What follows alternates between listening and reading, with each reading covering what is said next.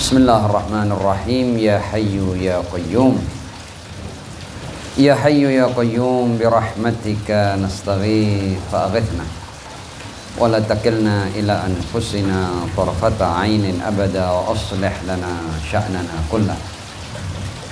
Alhamdulillahi rabbil alamin, bari'il khalaiqi ajma'in, wassalatu wassalamu ala ashrafi wa afdali anbiya'ihi wa rusulih, habibihi wa najibihi wa safiyihi wa khiratihi ala khalqih, al-mahmudil ahmad, al-abdil muayyad, al-mustafa al-amjad, abil qasimil mustafa Muhammad. Allahumma salli ala Muhammad wa ala alihi at-tayyibin at-tahirin al-ma'sumin wa ashabihi al-muntajabin, siyama baqiyatillahi fil aradin. Ajjalallahu ta'ala farajahu syarif wa ja'alna wa jami'al mu'minin wal mu'minat wal muslimin wal muslimat min adba'ihi wa junudi amma ba'd. Ikhwani wa akhwatil a'izza, assalamualaikum warahmatullahi wabarakatuh. Waalaikumsalam warahmatullahi wabarakatuh. Alhamdulillah, pada malam hari ini kita bisa kembali melanjutkan kajian 40 hadis kita, Al-Arba'una Haditsan lil Imam Al-Khumaini qaddasallahu ta'ala sirrahu syarif, dan kita telah sampai pada hadis ke-18 ya. Hadis ke-18 ini temanya adalah az-zikru atau zikir.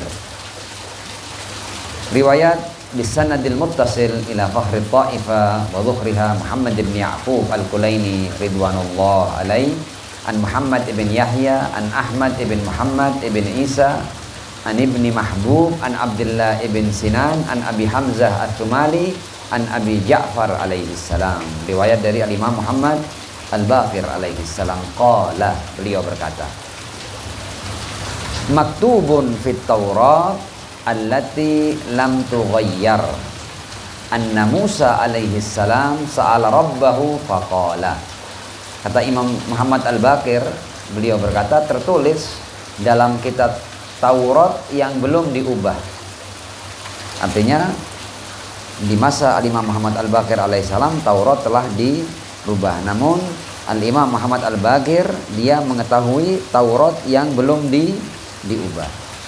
Tertulis dalam kitab Taurat yang belum diubah bahwa Musa alaihissalam itu pernah meminta atau bertanya kepada Tuhannya dan berkata seperti ini, ya Rabbi, wahai Tuhanku, aqaribun anta minni faunajika, apakah engkau itu dekat denganku, faunajika, sehingga aku cukup ketika meminta aku berbisik, aku tidak perlu mengeraskan suara, faunajika, ambaidun faunadika, atau apakah engkau jauh sehingga aku perlu mengeraskan suaraku.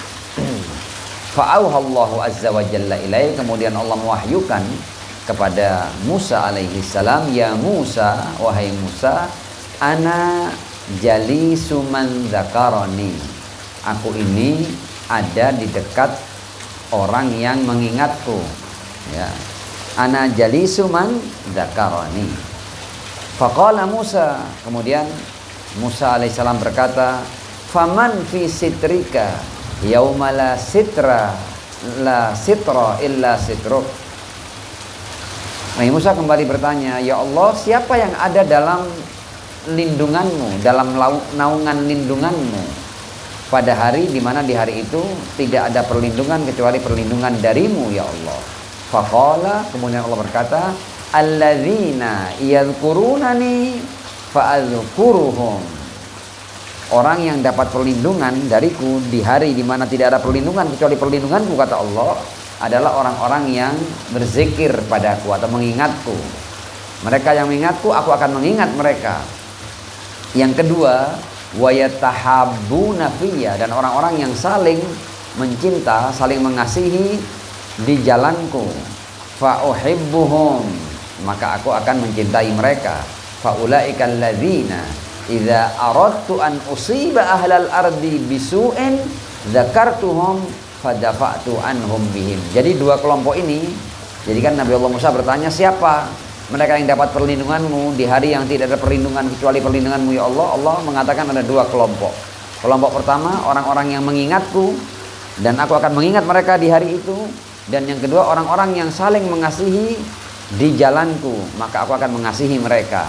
Nah, dua kelompok ini adalah orang-orang yang kalau seandainya aku melihat bahwa ada sebagian hambaku yang layak untuk mendapatkan azabku, tapi karena adanya mereka, idza aradtu an usiba ahlal ardi bisu'in, kalau aku akan mengazab ya penduduk bumi dengan sesuatu yang buruk, zakartuhum, aku akan mengingat mereka, fadafa'tu anhum bihim, ya, maka aku tidak jadi menurunkan ya bencana kepada mereka dikarenakan adanya orang-orang tadi itu ya, orang-orang yang mengingatku dan orang-orang yang saling mengasihi di jalanku. Hadis berakhir.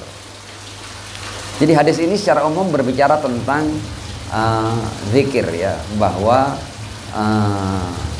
zikir itu atau orang-orang yang berzikir, setidaknya siapa yang mengingat Allah maka Allah akan mengingat mereka.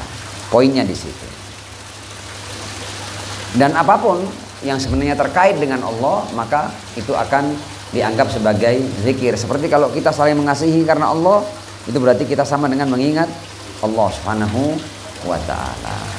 Nah, dari hadis tadi kita bisa paham bahwa Taurat yang beredar di tengah-tengah orang Yahudi pada saat itu sudah terdistorsi ya.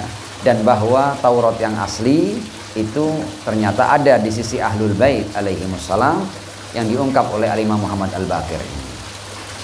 Nah, Al-Imam Al-Khumaini qaddasallahu ta'ala sirrahu syarif di keterangan-keterangan awal dia mengutip pendapat almarhum Al-Majlisi, Al-Allama Al-Majlisi, menjelaskan bahwa sebenarnya ketika Musa bertanya itu, Musa bertanya tentang adab berdoa. Bukan berarti Musa tidak tahu, tapi boleh jadi ini supaya menjadi pelajaran bagi yang lainnya, bahwa adab berdoa itu, padahal Musa tahu bahwa Tuhan itu lebih dekat daripada urat nadi ya. Tuhan itu mengetahui apapun yang terkait dengan hamba-hambanya, detail-detail yang ada pada hamba Tuhan maha mengetahui. Bahkan manusia itu tidak perlu mengeluarkan suara atau berbisik untuk kemudian Tuhan tahu apa yang menjadi keinginan para hamba. Tapi sebenarnya Nabi Allah Musa alaihissalam ingin memastikan, ya Allah, sebenarnya engkau ini ingin aku kalau berdoa padamu itu, engkau ingin aku seperti apa? Apakah aku akan memanggilmu dengan suara yang keras? Atau aku cukup berbisik? Apakah aku memanggilmu seakan engkau ini sosok yang jauh sehingga aku perlu mengeraskan suaraku?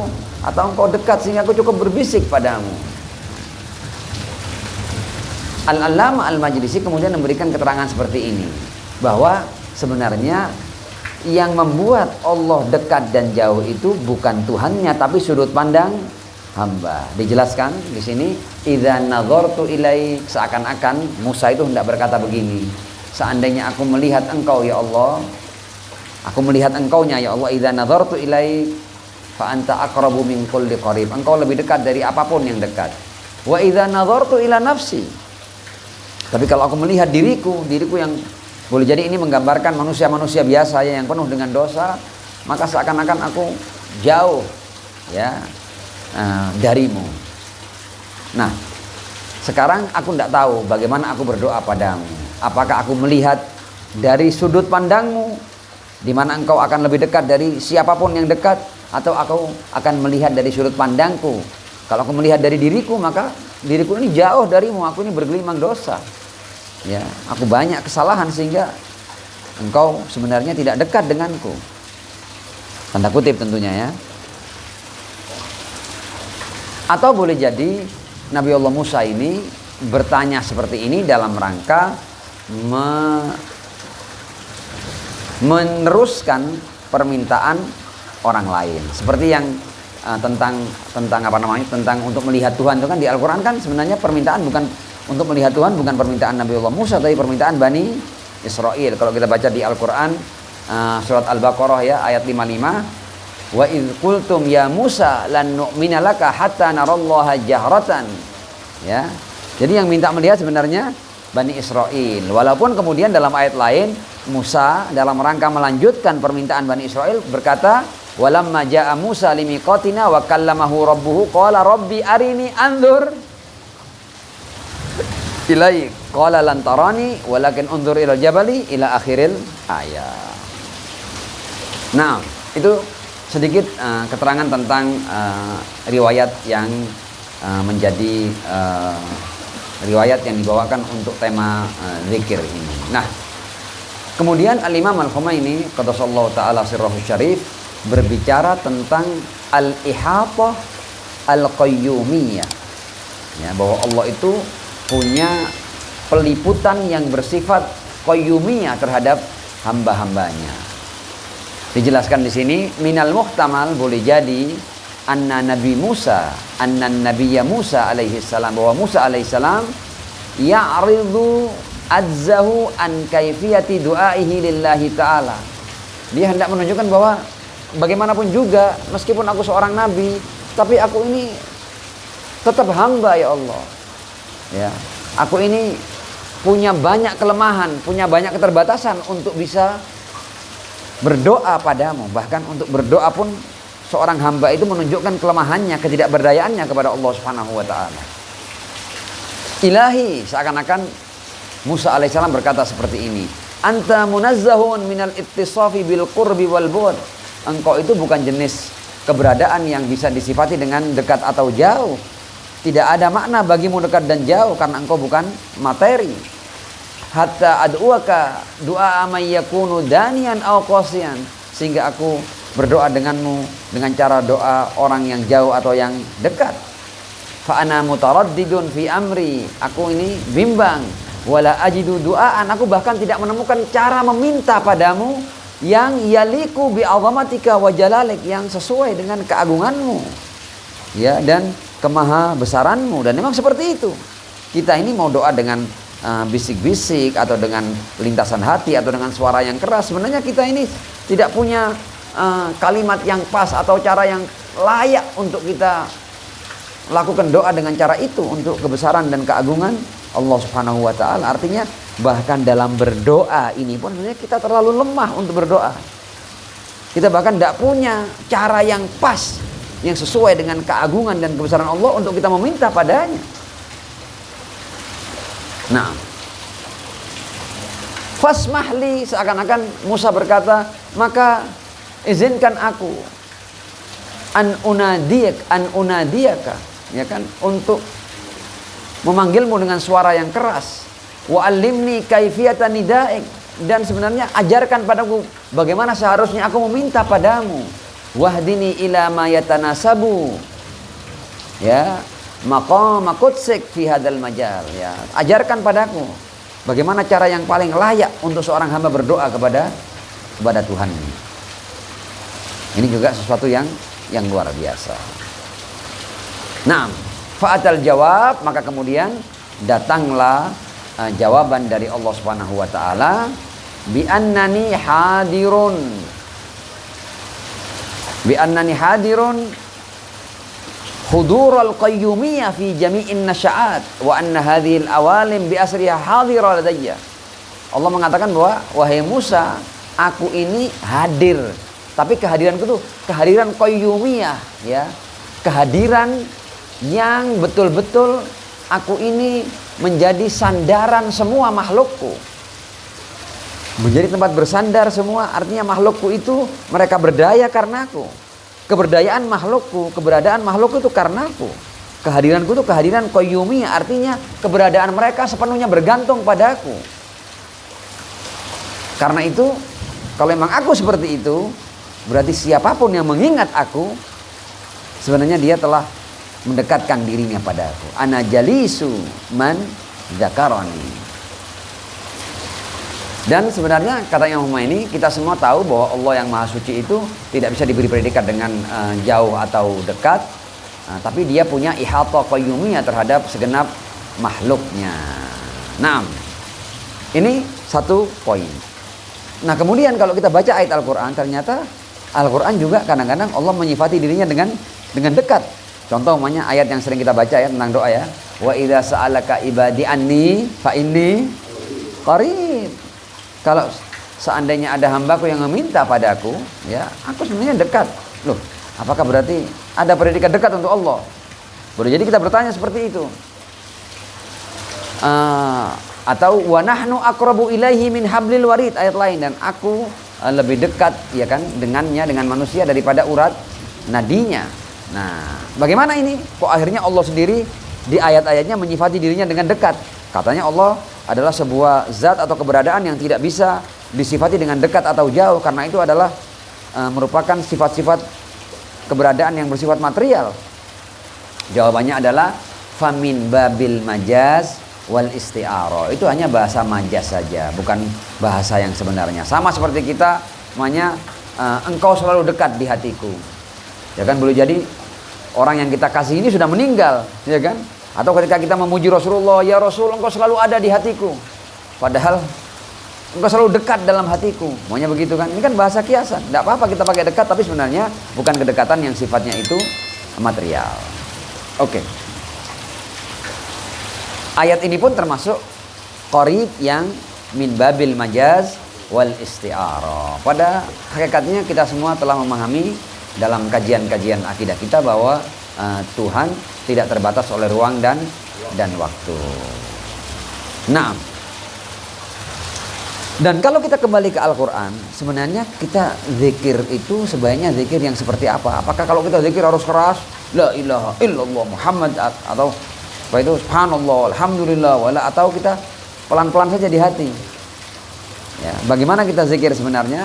Nah, Al-Quran bahkan menyarankan kita untuk zikir itu dengan cara yang sifatnya itu dunal jahr, ya, tidak dengan mengeraskan suara. Ada kan ayat di Al-Quran di surat Al-A'raf, ya, ayat 205, wadhkur rabbaka fi nafsik. Ya, kita diminta untuk mengingat Allah dalam diri kita. Artinya Tuhan tidak perlu dengan suara kerasmu, Allahu Akbar, Subhanallah, tidak perlu Tuhan. Tapi dirimu betul-betul mengingat Allah sebagai Dia yang lebih besar dari segala-galanya. Dia yang maha suci, Allahu Akbar, Subhanallah, walhamdulillah, tapi dalam diri kita. Tadarruan wa khifah, ya, dalam keadaan tunduk dan takut. Karena kita tahu bahwa Dia adalah zat yang maha segala-galanya. Wadunal jahri minal qaul. Ya, dan bukan dengan suara yang keras. Bil ghuduwi wal asal, di pagi dan petang. Wala takun minal ghafilin, dan intinya kamu setiap waktu itu harus selalu ingat kepada Allah Subhanahu wa taala. Dan kalau kita diminta untuk setiap waktu ingat kepada Allah, masa kita akan terus meneriakkan kalimat-kalimat zikir? Kan akhirnya kehidupan menjadi tidak nyaman kalau seandainya sepanjang waktu kita kemudian dikit-dikit orang melihat kita subhanallah walhamdulillah wala ilaha illallah wallahu akbar, kan tidak nyaman juga. Tapi sebenarnya zikir yang dimaksud adalah zikir di mana hati kita selalu ingat kepada Allah dengan segala sifatnya. Kalau kita kembali ke Al-Quran, wadhkur rabbaka fi nafsika tadarru'an wa khifah wa dunal jahri minal qaul bil ghudwi wal asal wa la takum minal ghafilin. Naam. Dalam banyak riwayat disebut bahwa zikir itu mempunyai pahala yang luar biasa, yang bahkan tidak ada yang mengetahui seberapa besar pahala zikir kecuali Allah Subhanahu wa ta'ala. Imam Humayni juga menjelaskan bahwa ada kalanya dalam situasi dan kondisi tertentu zikir itu patut untuk dikeraskan, bukan pada setiap waktu. Contohnya apa?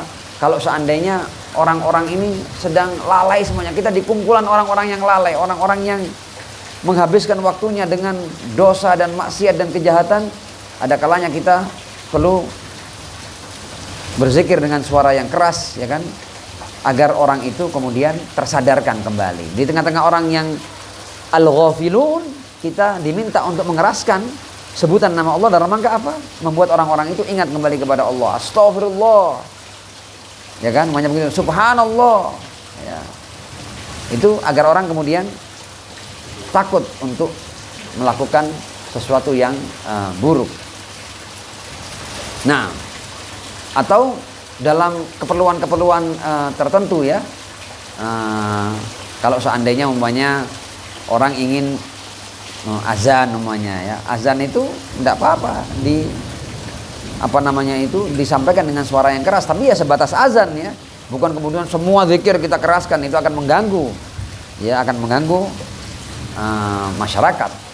Tapi panggilan azannya lakukan dengan suara yang keras, tidak apa-apa, bukan berlebihan ya, tapi dengan suara yang orang lain bisa mendengarnya. Atau ketika seseorang berceramah, ya tentulah tidak mungkin berceramah dengan bahasa hati, kan tidak mungkin. Ceramah ya harus dengan bahasa yang, dengan suara yang dikeraskan begini sehingga orang bisa mendengar.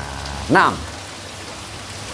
riwayat-riwayat mengatakan, ada riwayat dari Al-Imam Ja'far As-Shadiq alaihissalam, disebutkan di sini adz-dzakiru lillahi azza wa jalla fil ghafilin. Kalau kemudian kita mengingat Allah sementara kita ada di tengah-tengah orang yang sedang lalai kepada Allah Subhanahu wa taala, katakanlah kita di sebuah tempat di mana kita melihat orang-orang di situ semuanya lalai kepada Allah Subhanahu wa taala, semuanya seakan tidak bertuhan. Dan ketika itu kemudian kita ingat kepada Allah dan kita kemudian takut untuk melakukan yang mereka lakukan, ya.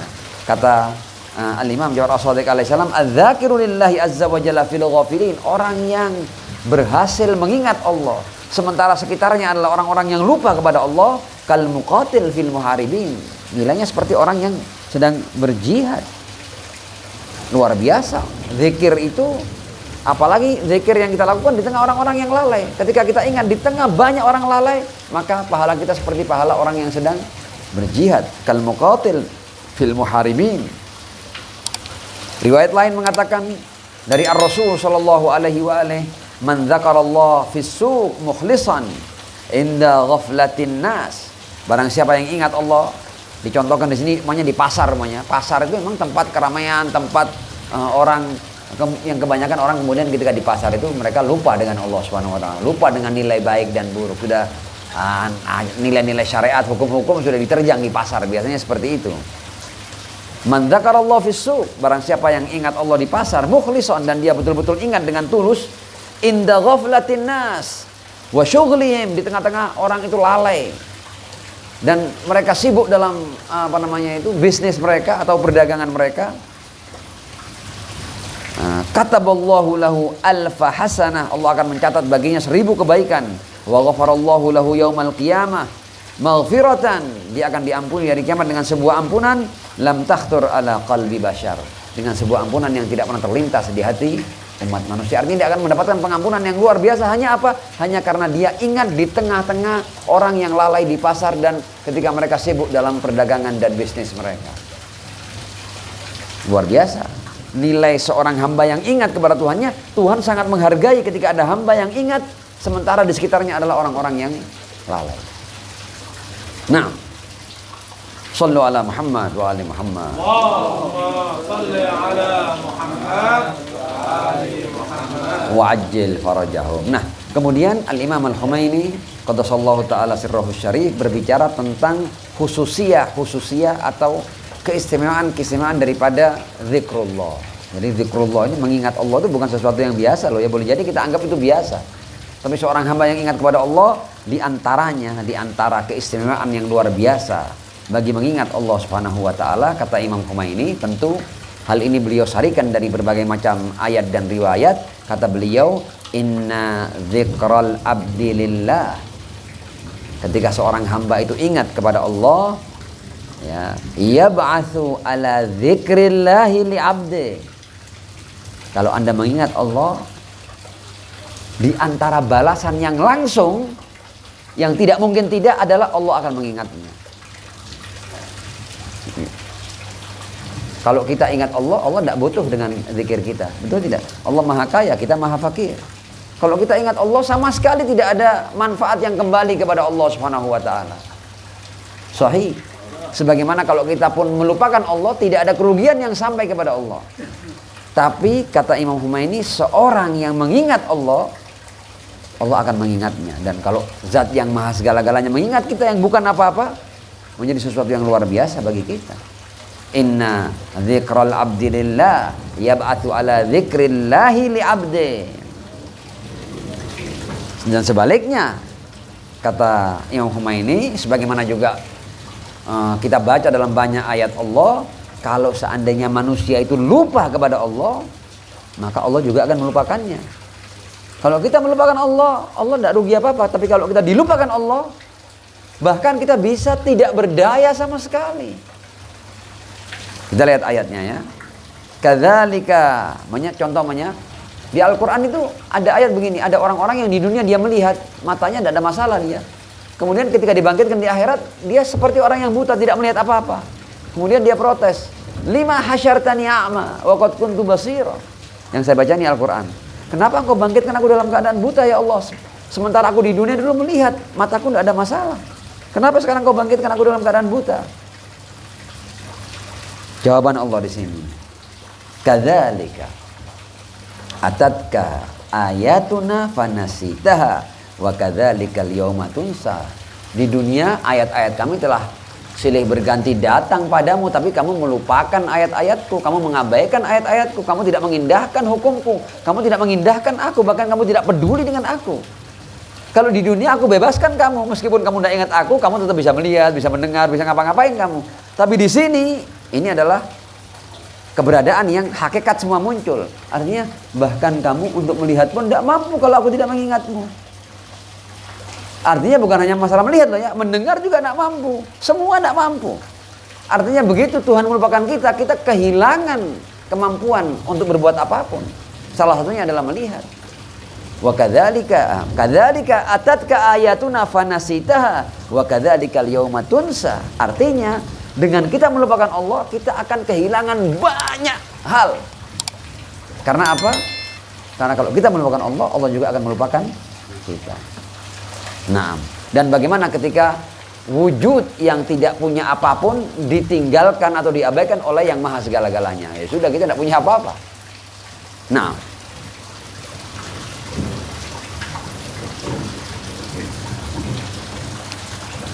intinya kita mengingat, Allah akan mengingat kita. Dan kalau kita lupa, maka Allah akan melupakan kita. Al-Imam Al-Khumaini qaddasallahu ta'ala sirrahu syarif kemudian mengajak kita untuk menjadikan zikir ini sebagai malakah, sebagai sesuatu yang menyatu dengan diri kita. Artinya zikir itu jangan hanya kamu lakukan di tempat-tempat tertentu atau di waktu-waktu tertentu. Ketika kamu mau sholat, ya, yang boleh jadi waktu sholat kita itu cuma subuh 2 rakaat, zuhur 4 rakaat, asar 4 rakaat, maghrib 3 rakaat, isya 4 rakaat. Dan waktu yang tidak panjang, mungkin 5 waktu sholat kita itu kalau kita campur semuanya tidak lebih daripada 30 menit. Ya, zikir itu jangan seperti itu. Jangan hanya ketika di waktu sholat saja, enggak. Kamu harus ingat Allah di seluruh waktu sadarmu.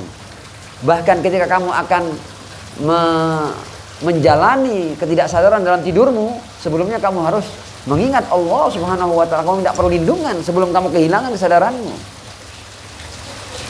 Artinya jadikan zikir ini, mengingat Allah, adalah sesuatu yang menyertai detik-detik kehidupan kita, detik-detik nafas kita. Dan nanti itu menjadi sesuatu. Jangan dianggap ketika kita selalu ingat Allah itu ini tidak ada apa-apanya. Tidak, karena kita belum melakukannya. Kalau kita melakukannya dan kita mampu menjadikan zikir sebagai malakah dalam diri kita, maka kita akan melihat keagungan Allah dalam keseharian kita. Ya kan? Tadi kan kadzalika atatka ayatuna fanasitaha. Nah, kalau atatka ayatuna fatadzakkartaha, ya kan? Kalau kita mengingatnya, wa kadzalikal yauma tuzkar, ya kan? Kamu juga akan diingat. Nah, Imam Khumaini kemudian juga berkata bahwa zikir itu, kalau kita selalu zikir, zikir ini akan membuat hijab tersingkap. Ada banyak hal yang kita mungkin dalam kelalaian kita tidak tahu. Tapi ketika kita banyak berzikir, Allah dengan kekuatannya akan menyingkap hijab-hijab ini pelan-pelan. Kita semakin tahu rahasia-rahasia kehidupan. Hijab demi hijab akan tersingkap. Dan kita semakin punya mata yang basir, yang pandangannya itu tajam. Kita memahami hakikat sesuatu. Jadi zikir itu akan berakibat pada tersingkapnya hijab-hijab dalam kehidupan ini. Dan dengan bertambahnya pengetahuan dan ilmu, maka kita akan mendapatkan sesuatu yang luar biasa. Nah, kata Imam Khumaini bahwa tersingkapnya hijab-hijab itu disebut dengan ada al-fathul qarib, ada al-fathul mubin, ada al-fathul mutlak, ya kan? Jadi mungkin tingkatan yang pertama itu adalah terbukanya hal-hal yang dekat akan tersingkap. Kemudian ada terbukanya sehingga kita melihat sesuatu lebih nyata lagi, fathul mubin. Kemudian ada al-fathul mutlak sehingga semua kita memahaminya. Itu tingkatan-tingkatan tersingkapnya hijab. Ada al-fathul qarib, ada al-fathul mubin, ada al-fathul mutlak. Dan itulah yang menjadi dambaan para urafa dan para sufi untuk sampai pada tersingkapnya hijab-hijab. Nah, dalam riwayat tadi kita memahami bahwa di antara hal yang mendatangkan perlindungan Allah di hari yang tidak ada perlindungan kecuali hanya perlindungan Allah Subhanahu wa taala adalah pertama mengingat Allah, zikir, dan yang kedua saling mengasihi dan saling mencintai di jalan Allah Subhanahu wa taala.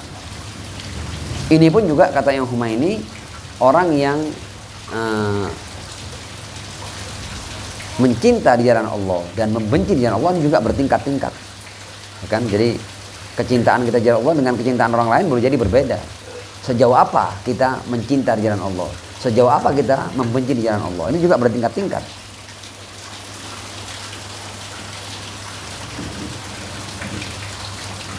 Imam Humaini kemudian mengatakan bahwa kalau ada hamba, ya, yang dia memulai, sebenarnya kalau kita mau jujur, kita ini tidak pernah mampu mendahului ingatnya Allah kepada kita, ya. Dengan ingatnya kita kepada Allah, pastilah ingatnya Allah kepada kita itu jauh lebih awal daripada ingat kita kepada Allah Subhanahu wa taala. Itu juga sesuatu yang luar biasa loh, ya.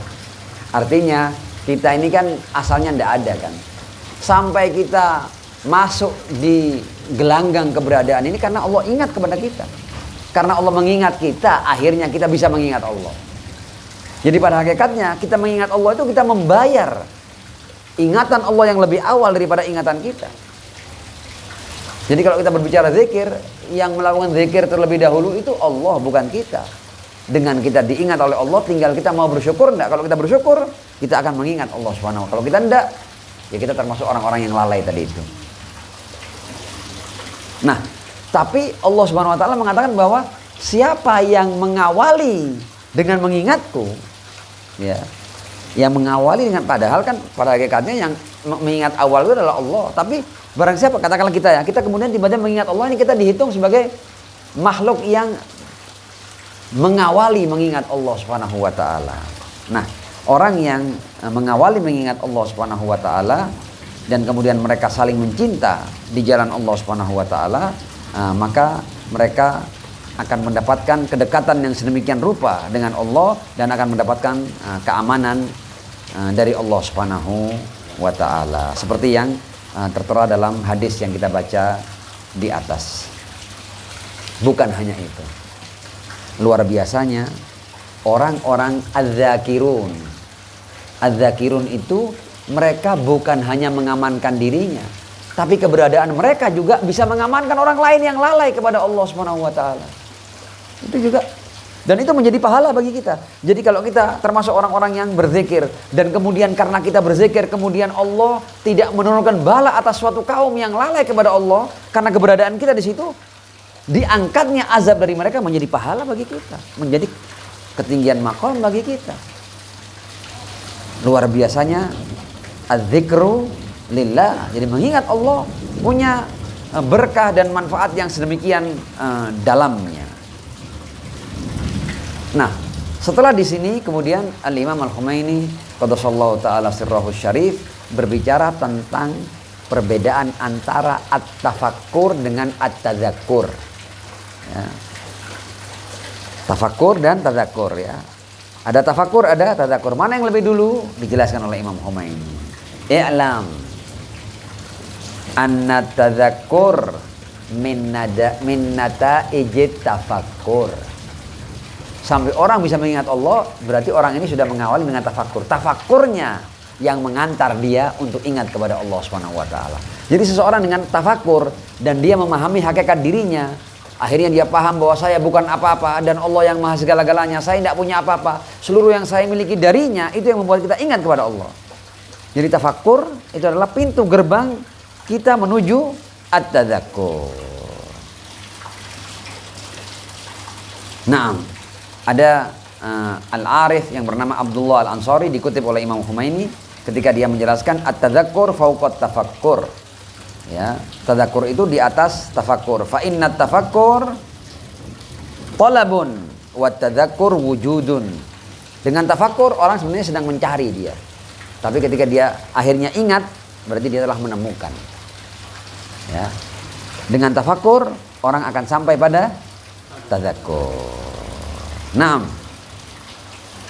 jadi dengan kata lain, at-tafakkur talabun lil mahbub, wa tadzakkur husulun lil matlub. Tafakkur itu orang mencari Allah Subhanahu wa taala dengan tafakkur. Tapi tadzakkur Allah sudah orang sudah menemukan apa yang dia cari.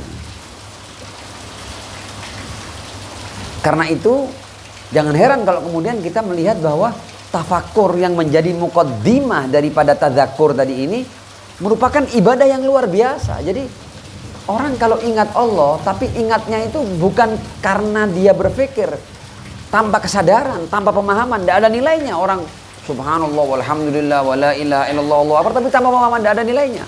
Tapi orang yang sampai pada subhanallah walhamdulillah wala ilaha illallah wallahu akbar dengan proses tafakkur, sehingga dia mengatakan bahwa tiada Tuhan selain Allah itu dengan pemahaman, dan bahwa Allah maha segala-galanya dengan pemahaman, ya, dan bahwa Allah maha suci itu dengan pemahaman, yang dia dapatkan dari tafakkur itu menjadikan tafakkur sesuatu yang luar biasa. Karenanya tafakkur sa'atin dalam banyak riwayat afdalu min ibadati sana, afdalu min ibadati sittina sana, afdalu min ibadati sab'ina sana. Berpikir sesaat yang menjadikan kita hanya paham seperti apa keagungan dan kebesaran Allah Subhanahu wa taala dan bahwa kita bukan apa-apa. Berpikir yang seperti itu sesaatnya bisa lebih baik daripada ibadah setahun, bisa lebih baik daripada ibadah 60 tahun, bahkan ibadah 70 tahun. Redaksi riwayat bermacam-macam, bahkan ada redaksi riwayat yang afdalu min ibadati alfisana. Berpikir sesaat lebih baik daripada ibadah selama 1000 tahun. Karena apa? Karena tafakkur yang membuat tadzakkur ini berarti, bermakna. Jadi kita bukan ikut-ikutan. Kita sampai pada tingkat keimanan bahwa memang Allah itu maha segala-galanya. Itu yang menjadi sesuatu yang luar biasa. Nah, tujuan dan hasil ibadah adalah bahwa tujuan puncak dan hasil daripada ibadah adalah husulul ma'rifah wa tadzakkur lil ma'budil haq, ya. Kita mendapatkan ma'rifah dan kemudian kita sampai pada tadzakkur terhadap zat yang maha segala-galanya itu. Imam Khomeini mengatakan boleh jadi seseorang dengan berpikir sesaat dia akan mampu membuka banyak pintu-pintu ma'rifah. Itu dibukanya pintu ma'rifah bukan dengan banyaknya sujud, bukan dengan banyaknya rukuk, tapi dengan berpikir. Makanya dia kan afala taqilun la ayatin liqaumin yatafakkarun, ya, la ayatin liulil albab. Semua Allah sandarkan pada apa? Yang bisa memahami ayat-ayat ini yang berisi al-ma'arif, pengetahuan, adalah orang-orang yang mau berpikir. Jadi posisi akal dalam Al-Quran itu posisi yang sentral. Dan tafakkur merupakan sebuah kegiatan yang mendapatkan apresiasi yang luar biasa dalam agama ini. Bahkan sesaatnya bisa lebih utama daripada ibadah 1000 tahun sekalipun. Karena apa? Karena berpikir sesaat bisa jadi akan membuka banyak pintu pengetahuan bagi orang yang menuju jalan menuju Allah Subhanahu wa taala, yang boleh jadi pintu itu tidak akan terbuka dengan kita menggosongkan jidat, tidak terbuka, tapi dengan berpikir akan terbuka pintu itu. Ini bukan berarti ibadah tidak penting loh ya. Tapi yang penting itu adalah ibadah dengan pemahaman. Itu yang penting. Kalau cuma sujud rukuk tanpa pemahaman, tanpa keimanan, tidak ada artinya itu. Tapi satu sujud dengan keimanan, dengan pemahaman, itu sangat berarti.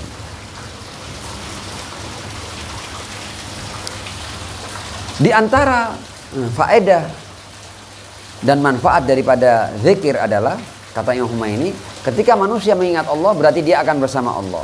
Dan kalau manusia bersama Allah, maka dia akan menghindari yang membuatnya murka. Jadi ada tandanya ini orang zikir beneran atau enggak. Jadi zikir kalau cuma lisan tok, sementara dia berzikir, boleh jadi dia bermaksiat.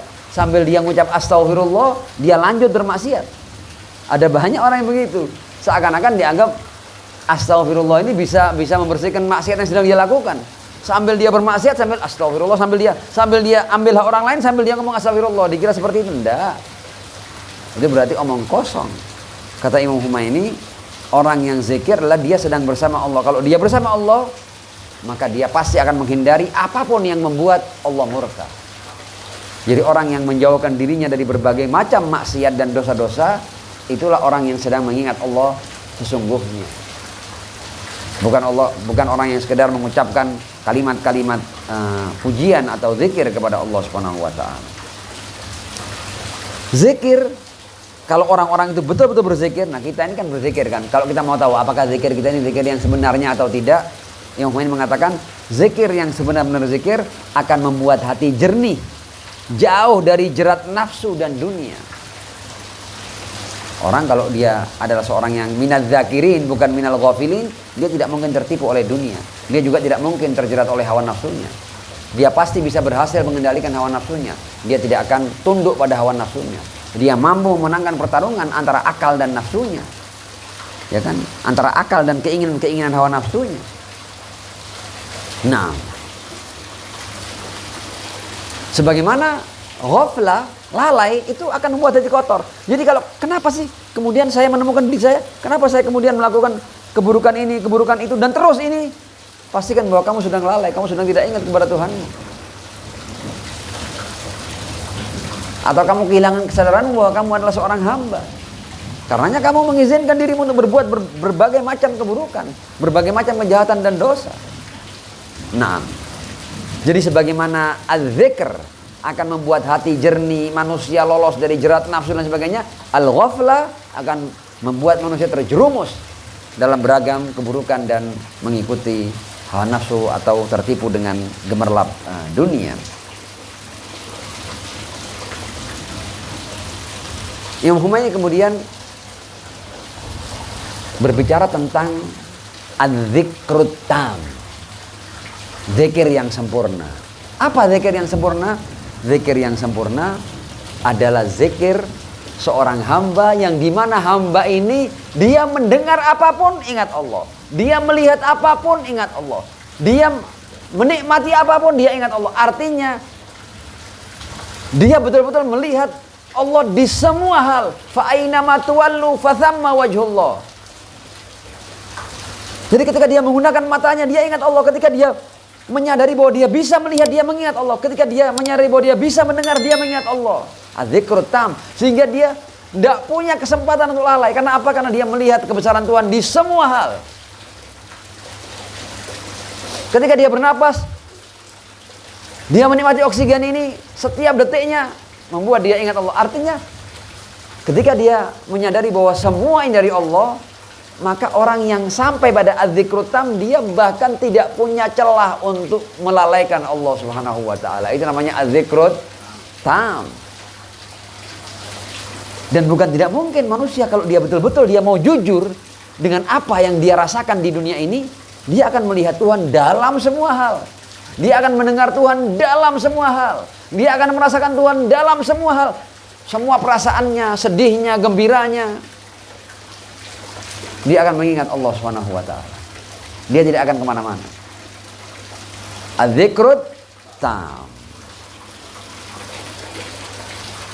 Naam, sallu ala Muhammad wa ali Muhammad. Allahumma salli ala Muhammad wa ali Muhammad. Wa ajil farajahum. Dan untuk mendapatkan az-zikrut tam ini, kata Imam Humaini, manusia itu harus mengajari dirinya. Kita ini bisa mengajari diri kita. Contoh namanya. Tapi nanti kalau kita sudah ngerti jalan sendiri itu, bagaimana contohnya? Contohnya kenyataan yang sudah kita saksikan setiap saat itu ketika orang tua mengajari anaknya bicara.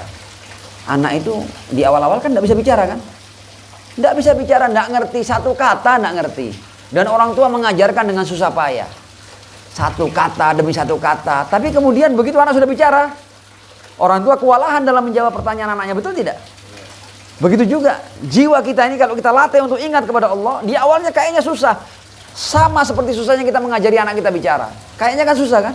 Tapi begitu nanti kita sudah berusaha, kita ingat, melihat setiap daun kita ingat Allah, melihat tetesan air, melihat hujan, melihat langit, melihat apapun kita, kalau kita sudah pelan-pelan mengajari itu, nanti jiwa kita dengan sendirinya akan selalu dalam keadaan zikir kepada Allah SWT. Seperti anak yang sudah lancar berbicara tadi itu, bahkan kita akan kewalahan. Ya kan? Jadi kita tidak punya celah untuk tidak mengingat Allah SWT. Jadi kata Imam ini, manusia perlu untuk melatih dirinya dalam mengingat Allah SWT. Sallu ala Muhammad wa ali Muhammad. Allahumma salli ala Muhammad wa ali Muhammad. Wa ajil farajahum. Nah, kita sudah sampai pada bagian akhir. Bagian akhir ini adalah beberapa riwayat yang berbicara tentang zikir. Kita akan baca dan kita terjemahkan sederhana karena riwayat-riwayat ini semuanya luar biasa. Di antaranya riwayat dari Al-Imam Ja'far As-Shadiq alaihi salam ketika beliau berkata, "Ma min majlisin", tidak ada satu majlis, "yajtami'u fihi abrar wa fujjar", berkumpul di majelis itu orang-orang baik dan orang-orang yang durjana. Fayakumuna ala ghairi dzikrillah, kalau mereka kemudian beranjak dari majelis itu, ya, ala ghairi dzikrillah, tanpa mengingat Allah Subhanahu wa taala, illa kana hasratan alaihim yaumal qiyamah, itu menjadi kerugian nanti di hari kiamat. Artinya setiap saat, setiap momen kita di dunia ini, kalau ada momen-momen yang kita lalui tanpa kita mengingat Allah, dan terus terang saja kita ini terlalu banyak, kita ini punya banyak momen duduk bercengkrama bersama dan kita sama sekali tidak ingat Allah. Kita bicarakan dunia dan dunia, tidak ada Tuhannya di situ. Ada banyak kan? Ketika kita duduk-duduk dan sementara yang kita bicarakan ini sesuatu yang sama sekali tidak ada kaitannya dengan Tuhan. Tidak ada kaitannya dengan yang mencipta seluruh keberadaan ini. Nanti setiap majelis itu nanti di hari kiamat akan kita sesali. Kenapa saya di hari ini, di waktu ini, di sore tertentu itu, kenapa saya duduk bareng-bareng? Padahal yang duduk tidak semuanya orang yang tidak beriman. Ada banyak orang yang beriman. Tapi kenapa kita sama sekali tidak ingat Allah? Kita akan merasakan kerugian, betapa ruginya kita. Kalau kita nanti melihat, kalau seandainya majelis itu kita isi dengan mengingat Allah Subhanahu wa ta'ala. Kita akan mampu merasakan betapa ruginya. Ada banyak momen dalam kehidupan ini yang kita lalui kemudian tanpa kita mengingat Allah Subhanahu wa taala. Kata Imam Ja'far, illa kana hasratan alaihim yaumal qiyamah. Jadi kalau kita punya 1000 majelis, 1000 kongko-kongko, 1000 ngobrol bareng, ya, kesempatan, tapi di situ tidak mengingat Allah, setiap majelisnya akan kita sesali. Kenapa? Karena kita melihat betapa kalau seandainya majelis itu kita gunakan mengingat Allah, betapa luar biasanya artinya itu dalam kehidupan pasca kehidupan dunia. Yakunu hasratan alaihim yaumal qiyamah. Naam. Riwayat dari Abu Ja'far Al-Imam Baqir alaihissalam. Man arada ayyaktal bil mikyal falyakul idza arada ayyakuma min majlisih subhana rabbika rabbil izzati amma yasifun wassalamun alal mursalin walhamdulillahi rabbil alamin. Kalau kita ini kadang-kadang punya pertemuan-pertemuan, ya, pertemuan yang kadang-kadang tidak semuanya kita berbicara agama, tidak semua berbicara Tuhan, ya, berbicara tentang kehidupan sehari-hari dunia ini. Pokoknya yang bukan maksiat lah. Kita bicara tentang fun atau apapun lah. Kita bicara tentang hobi tertentu, tentang apalah yang namanya dunia, ya.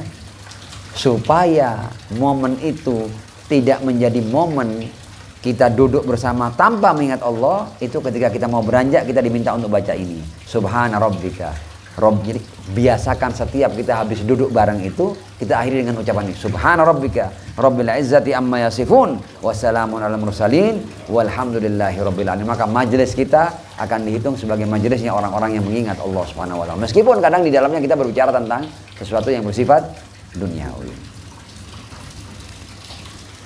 6. Riwayat dari Al-Imam Ja'far As-Shadiq alaihi salam. Kafaratul majalis antakula inda qiyamika minha. Nah, jadi majelis kita itu kan tidak semuanya bersih kan, kadang kita tergelincir mengunjung orang, kadang kita ada dustanya, ya. Kadang kita ada melucu tapi kita tambahi dusta sedikit, ada bumbu-bumbunya cerita kita, ya kan? Tidak sesuai fakta dan realita kan, biasanya seperti itu kan. Nah, itu kafarohnya kalau kita mau bersihkan majelis itu supaya kita keluar tidak ada beban tanggungan apa-apa, kafarohnya ya ucapan tadi itu. Subhana rabbika rabbil izzati amma yasifun wa salamun alal mursalin walhamdulillahi rabbil alamin. Naam. Riwayat lain. Sebuah hadis qudsi ya. Qala Allahu azza wa jalla li Isa alaihissalam. Allah Subhanahu wa taala berkata kepada Isa alaihissalam, "Ya Isa, wahai Isa, udhkurni fi nafsik." Ingatlah aku dalam dirimu. Jadi, jadikan aku selalu ada pada dirimu wahai Isa. Apa imbalannya? Adzkurka fi nafsi. Aku akan mengingatmu dalam diriku wahai Musa. Gampang kan? Ini sesuatu yang luar biasa. Kita diminta mengingat Allah dan kemudian sebagai imbalannya Allah akan mengingat kita dalam dirinya. Tanda kutip tentunya. Udhkurni fi nafsik, adzkurka fi nafsi, wadhkurni fi malaik. Dan ingat aku ketika engkau berhadapan dengan banyak orang. Jadi ajak orang-orang untuk mengingatku wahai Isa alaihissalam. Adzkurka fi mala'i khairin min mala'il adamiyin. Nanti aku akan mengingatmu dalam sebuah kumpulan yang diisi oleh orang-orang yang kelasnya jauh lebih utama daripada manusia-manusia biasa ini. Allahu Akbar. Ya Isa, wahai Isa, alin li qalbak, lembutkan hatimu untukku wahai Isa. Wa akthir dzikri fil khalawat, dan banyaklah kau mengingat aku dalam kesendirian-kesendirianmu. Wa'lam anna sururi antubasbiso ilayya, ya, dan ketahuilah yang membuat Tuhanmu ini ridho kepada hambanya wahai Isa adalah ketika aku melihat bagaimana hambaku itu dia mengemis-kemis kepadaku, minta-minta kepadaku, ya. Mengemis kepada selain Tuhan akan menghinakan kita. Kalau kita mengemis kepada orang pasti kita akan terhina. Di mata orang itu kita jatuh. Satu-satunya kita mengemis dan bermohon, meminta-minta, yang membuat kita semakin mulia hanya ketika kita meminta-minta di malam hari. Tidak ada mata yang melihat, hanya kita dengan Tuhan, dan kita mengemis-kemis padanya. Mengemis kita yang seperti itu akan membuat kita semakin tinggi derajat kita, semakin mulia kita, luar biasa. Justru mengemis kepada Allah akan memuliakan kita. Mengemis kepada manusia, sekali saja kita akan jatuh di mata manusia, akan rendah di mata manusia. Wa alam, dan ketika Allah melihat ada hambanya seperti itu kepadanya, itu yang membuat Allah rela. Wa alam anna sururi antubasbiso ilayya wa kun fi dzalika hayyan wa la takun mayyitan. Dan kalau kamu berdoa pada aku minta, kamu tampillah seperti orang yang hidup, jangan seperti orang yang mati, jangan seperti orang yang cuma doa tapi kamu tidak sadar apa yang hendak kamu minta, kamu tidak paham siapa kamu, siapa yang kamu minta. Aku ingin kamu hidup dalam doamu. Aku tidak ingin kamu berdoa seperti doanya orang yang sudah mati. Tidak, aku ingin kamu hidup dalam doamu. Apa maksudnya hidup dalam doa? Kamu betul-betul menyadari siapa kamu dan siapa aku. Kamu mengingatku, berdoa padaku dengan kesadaran penuh. Nah,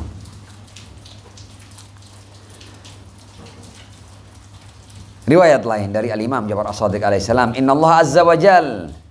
Ini juga riwayat luar biasa. Riwayat ini saya minta untuk kita mendengarkan bersama-sama. Pendek saja tapi punya arti yang luar biasa mendalam. Man syughila bidzikri an mas'alati. Kalau ada orang-orang yang sibuk mengingatku sehingga dia tidak sempat untuk minta apa-apa padaku. Ada orang-orang yang ketika dia mengingat kebesaran dan keagungan Allah, bahkan dia tidak ingat untuk saya ini mau minta apa ya kepada Tuhan. Tidak, dia cukup mengingat dan berzikir tentang keagungan dan kebesaran, bahwa Allah Maha Pengasih, Maha Penyayang, ya, Maha pemurah dan lain sebagainya, sampai dia bahkan tidak sempat untuk minta apa-apa kepada Allah Subhanahu wa taala. Man syughila bidzikri an mas'alati. Barang siapa yang sibuk dengan mengingatku sehingga dia tidak sempat meminta apa-apa dariku, seandainya begitu ada manusia, a'taituhu afdhala ma u'ti man sa'alani.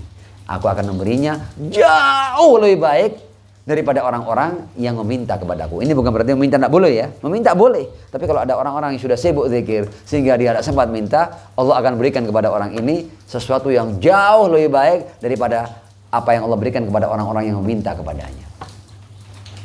Riwayat yang luar biasa. Ini kalau mau kita telusuri lebih dalam bisa mempunyai banyak makna yang sangat tinggi di dalamnya. Naam, riwayat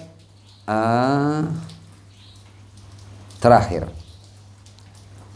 dari Ar-Rasul sallallahu alaihi wa alihi, wa'lamu anna khaira a'malikum inda malikikum wa azkaha wa arfa'aha fi darajatikum wa khaira ma tala'at alaihi syams dzikrullahi subhanahu wa ta'ala fa innahu akhbara an nafsihi faqala ana jalisu man dzakarani. Ar-Rasul sebagai penutup ini ya, dia mengatakan bahwa ketahuilah bahwa sebaik-baik amal kalian di sisi pemilik kalian yaitu Allah, amal yang paling tinggi nilainya, yang paling suci di mata Allah Subhanahu wa taala ya, dan yang paling tinggi dari amalan yang bertingkat-tingkat dari seluruh hamba-hamba Allah ini, yang paling tinggi apa?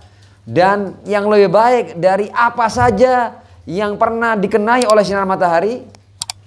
Ini bahasa kiasan bahwa ini sudah lebih baik dari apapun. Mau tahu amal apa yang paling baik bahkan dari amalan apapun? Zikrullahi subhanahu. Mengingat Allah Subhanahu wa taala. Kenapa? Karena Allah telah mengabarkan tentang dirinya dan dia berkata, ana jalisu man dzakarani. Aku akan ada di dekat orang yang mengingatku. Jadi kapan Allah dekat dengan kita? Ketika kita mengingatnya. Sebanyak kita mengingatnya, sedekat itu pula Allah dengan kita para pengingatnya. Mudah-mudahan Allah menjadikan kita termasuk orang-orang adz-dzakirin dan menjauhkan kita dari orang-orang yang al-ghafilin. Wa'afu minkum. Wassalamualaikum warahmatullahi wabarakatuh. Waalaikumsalam warahmatullahi wabarakatuh.